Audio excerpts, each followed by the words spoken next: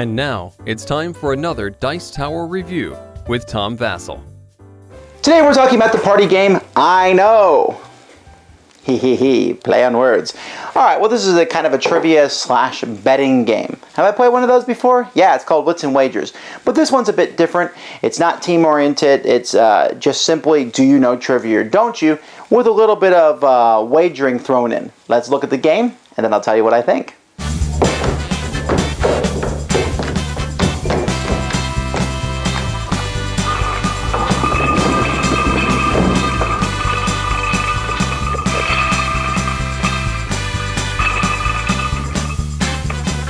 Here's the board, and around the board you're going to place 14 cards drawn from a deck of cards. Each card shows a picture. Everybody's going to start the game with some chips. These are value 1, and then you got value 5s and 10s too as the game progresses. And when it's your turn, you simply pick one of these cards and you say what's on that card. So you look at it, each card is a different category. So let's say, for example, I take this one here and I say, oh, it's an orangutan. I then turn it over. I was right! It is an orangutan! Chip for me! Actually, someone else turns it over, not me. And the reason someone else turns it over is because then I have a chance to answer one of 3 trivia questions. One of them is true or false, the other is a multiple choice, and the other one is open-ended, also known as fill in the blank. Like, for example, the true and false question. Orangutans travel mostly by walking on 2 legs. Well, that's false. How are orangutans different from the other great apes? They're solitary.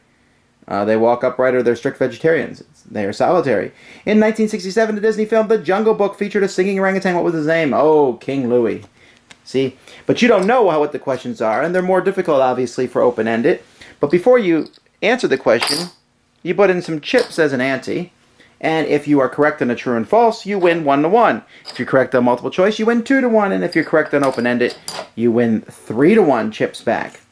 And you also keep the card regardless, as long as you answered it correctly. If you don't answer the question correctly, what it is, which rarely happens, since you can choose, then the card will go, then the next person has a chance to answer the card correctly, etc. And you keep going around, so everyone has gone around 5 times. And at that point, whoever has most chips wins. But before you count up the chips, if people have a set of the same color, so if I have 3 cards that are all red, I can turn those in for 5 points. 4 cards will give me 10 points, and 5 cards will give me 20 points. Or I could have 1 card of each set, all 4 sets, and that will give me 15 points. I add those chips to my total, and the person with the most chips is the winner. I know. Okay, first of all, this is a decent party game that I think a lot of people are going to enjoy, and when I brought it out, folks have liked playing it. However, we run into a few problems with it. One is replayability. Obviously, once you go through all the cards, you're out. That's a problem with any kind of trivia game. So it's not that it's the end of the world here. There's a decent amount of questions in the game. It's just that, you know, when you run out. Another problem is it's a little kind of just all over the board. Sometimes those open-ended questions are really easy, and sometimes they're not. Now, granted, you can pick a category that you think you know more about, but sometimes the card takes the category and asks a related question. You know, I'm trying to give an example. Let's say the card shows a monkey, and it might ask a question about the Monkees, the band, or something like that. Sometimes that happens, and that can really throw you off. And sometimes the true and false question is tricky, and so it's not even the easiest one. But all that being said, it's good. The card set collecting is also a nice feature to the game because it helps, you know, diversify what you're doing, and it's very modern. There's a lot of modern pictures and things. There's Facebook symbols and, you know, modern people, but there's also a good proportion of older stuff too. It's not just for the youngins. So I think the game will work well. I'm just not sure that it's much better than many other party games out there. The wagering thing's fun. I had a good time playing it. I didn't dislike the game at all. It's just kind of, that was fun. But I don't know that I would ever seek it out. I don't know that it's a party game where we were uproariously laughing, or we laughed when someone bets a whole lot of money and loses it.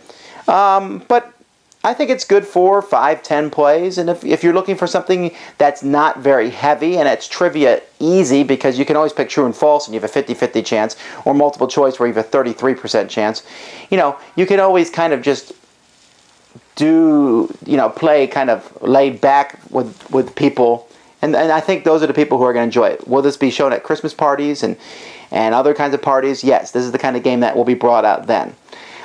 Just probably not at mine. Thanks for joining us today. For more written, audio, and video reviews, as well as the #1 board game podcast, check out the website at www.thedicetower.com.